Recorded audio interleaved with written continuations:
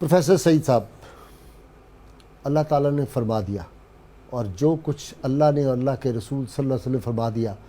قیامت تک وہ بات سچ ہے، وہ حق ہے، اس پر عمل کرنے سے ہی فائدہ ہے، اور اس سے ڈیویٹ کرنے سے کبھی کوئی ترقی نہیں پا سکتا۔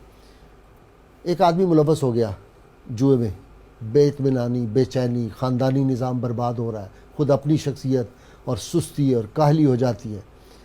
تو اس کا ایک تو روحانی علاج وہی ہے، الا بذکر اللہ تطمئن القلوب،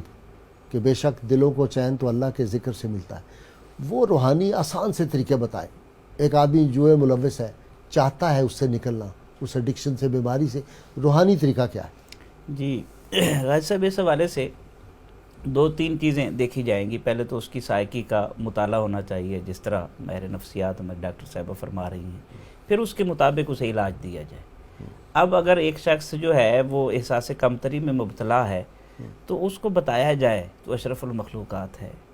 تو آدم علیہ السلام کی اولاد ہے، ساری کائنات تیری خدمت کے لیے بنی ہے، تو مخدوم کائنات ہے، اس میں یہ ضمیر بیدار کیا جائے، اس کا احساس ڈیولپ کیا جائے۔ اگر کوئی شخص ڈپریشن میں گیا کیسے، یعنی وہ روحانی کلمات بتا دیں۔ ویسے مجھے یاد آتا ہے شیخ ناظم نقشبندی رحمۃ اللہ علیہ، جو سلسلہ نقشبندیہ کے قبرص کے بہت بڑے بزرگ تھے، اور امریکہ سے ان کی تعلیم تھی بیسک، اور بہت پڑھے لکھے، بڑی کتابیں ان کی، انگریزی میں بھی، جرمن میں بھی، عربی میں۔ وہ فرمایا کرتے تھے کہ اس کا ایک حل تو یہ ہے کہ آدمی جب صبح کو اٹھے تو کم از کم ایک تسبیح تو وہ صرف بسم اللہ الرحمن الرحیم کی پڑھے، اور اس کے بعد فرمایا کرتے تھے کہ ڈپریشن سے نکلنے کے لیے آدمی پڑھے اللہ اکبر، اللہ اکبر، اللہ اکبر، تو یہ کہتا رہے، تو اس سے اس پہ بڑے اثرات مرتب ہوں گے۔ یہ بھی، اور اس کے ساتھ ساتھ اگر اس کی عادت بنا دی جائے درود شریف پڑھنے کی، کیونکہ درود شریف ایک ایسا نسخہ ہے